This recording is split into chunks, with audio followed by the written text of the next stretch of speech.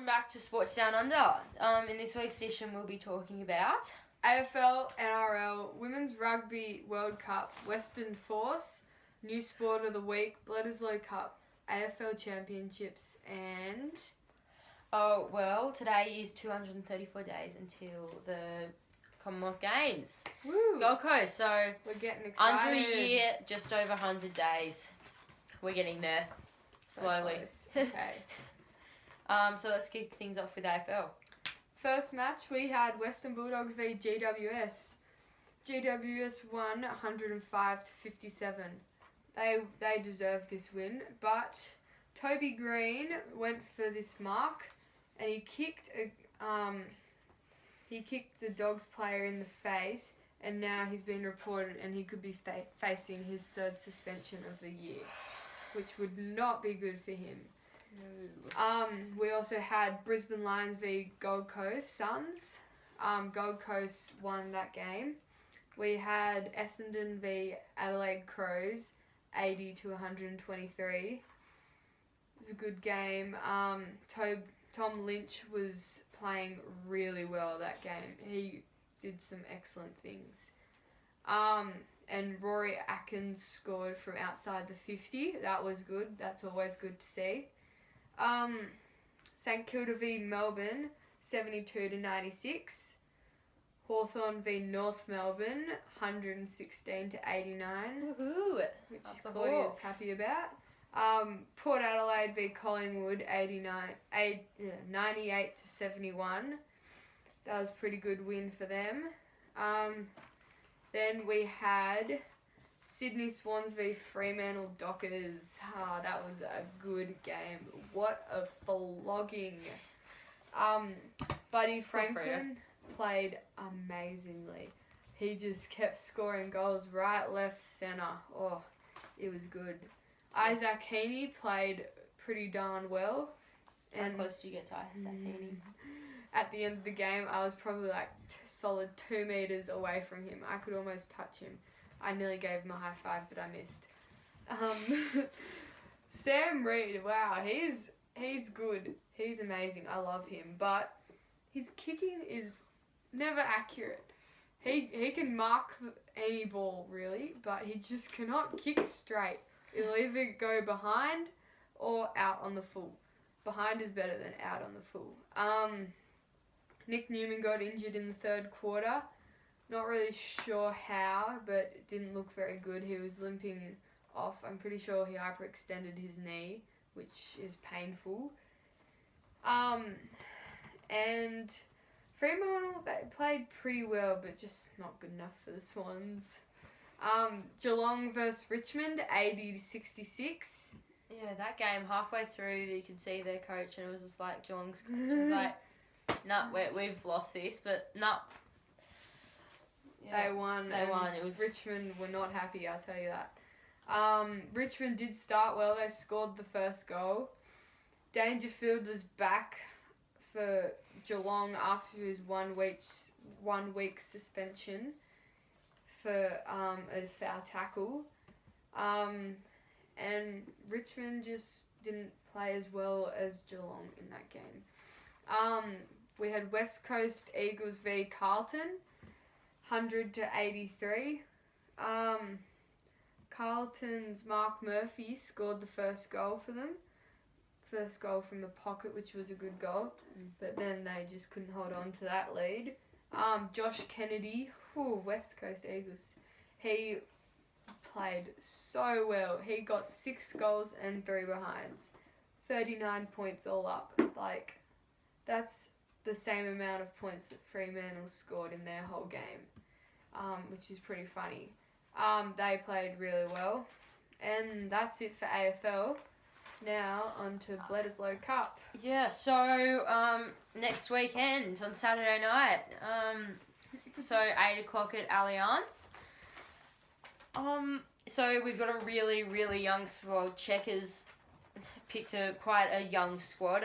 So Hooper's moving up as captain, which is really exciting, but also sad at the same time, as means Stephen Moore's leaving us at the end of the year. But it's really exciting for Hooper. I'm really happy that he's taken over. We've had a few games captained by him. I think one this year, and he will be a really good coach. Captain, sorry. And yeah, so as Czech has said in interview, now that they've put in so many younger people, that Foley's no longer a sort of younger member of the squad. He's a oldie almost. So that's really exciting to see him sort of moving up the ranks and sort of having calling a few more shots in the team and things like that. So it will be really interesting to see sort of how it works with all the younger and the older players working in a sort of different group of people. So Wallaroos have been in Dublin for the Women's Rugby World Cup. So our first game against Ireland, we unfortunately lost, it was really good game. So 19-17, Ireland's way. So close, but guess Ireland just got that last kick in them and we didn't. So Melina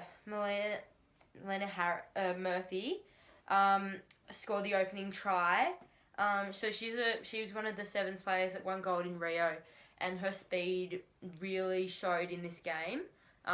With her first try thrown to her by Shannon Parry, and yeah, they made a really quick line out, and then she just took it, and it was an amazing try. She was just speedy,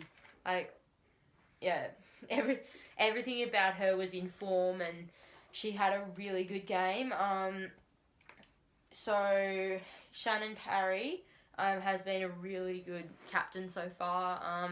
She's also one of the sevens players that won gold in Rio, and she's really been leading the girls, encouragement, everything like that. She gets ace in them, so we're looking forward to their next two games against France and Japan tonight and tomorrow night, which is going to be really exciting to see how they go.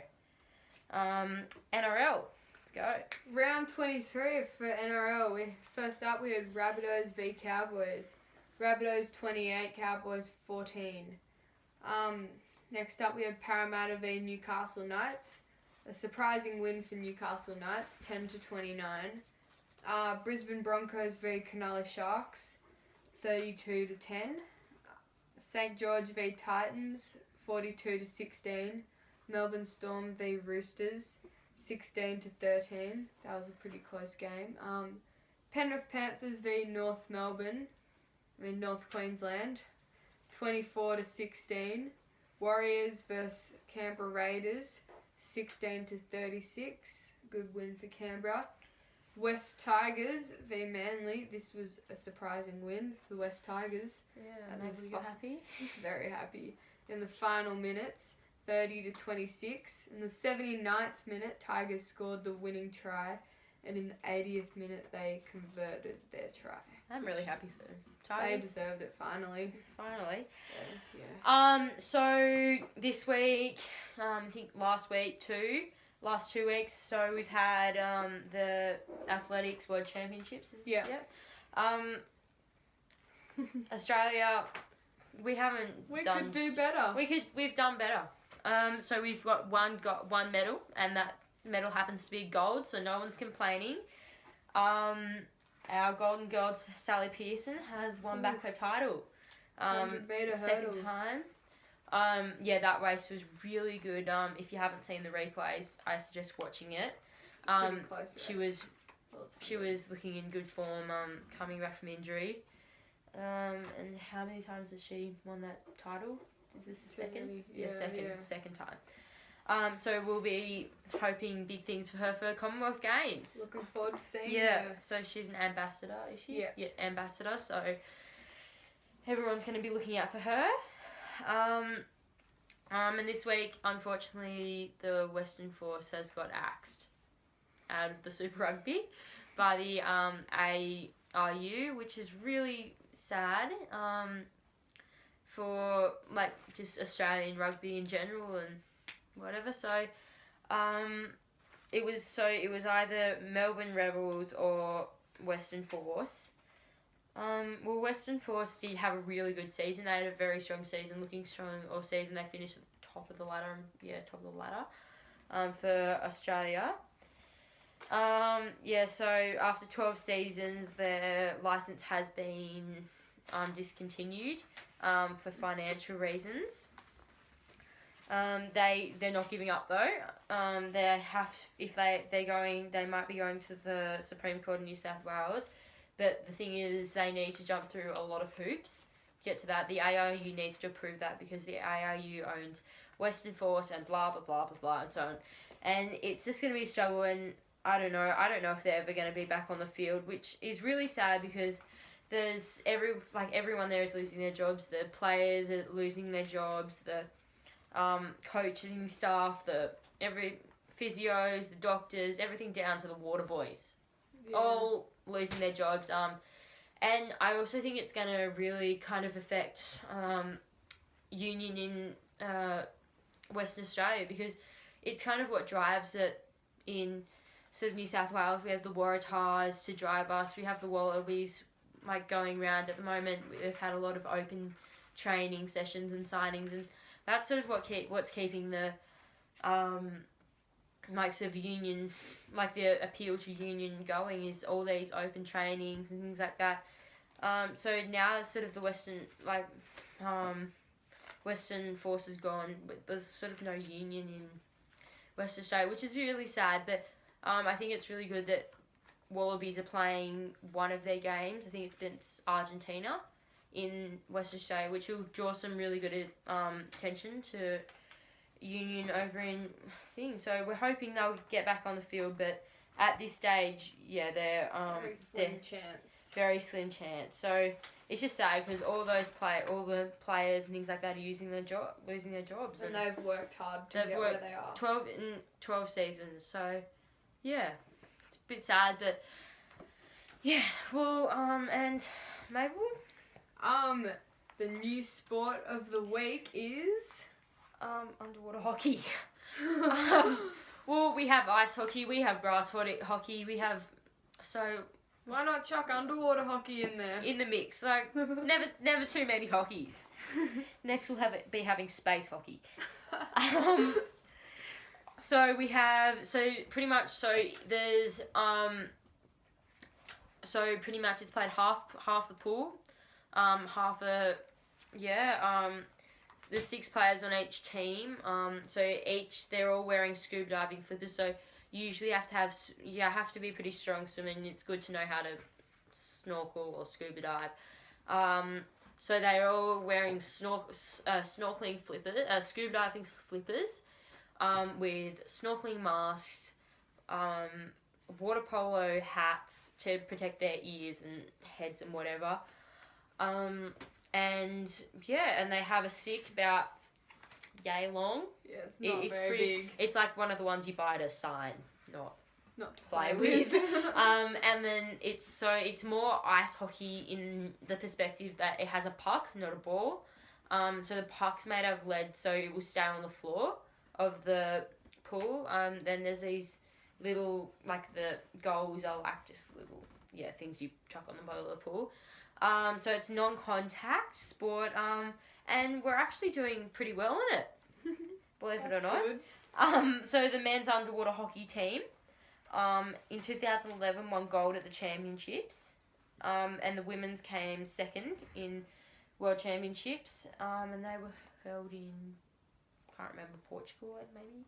And then in 2013 in the Masters division, Masters, so women's and men's Masters, we both got gold in that. Ooh, so well at that. Yeah, doing well on something. So that's it for this week. If you have any questions or anything, just comment. We'll probably answer. Follow us on Instagram, sport.downunder. Yep. And subscribe. Like and subscribe and tell your friends. See you next week.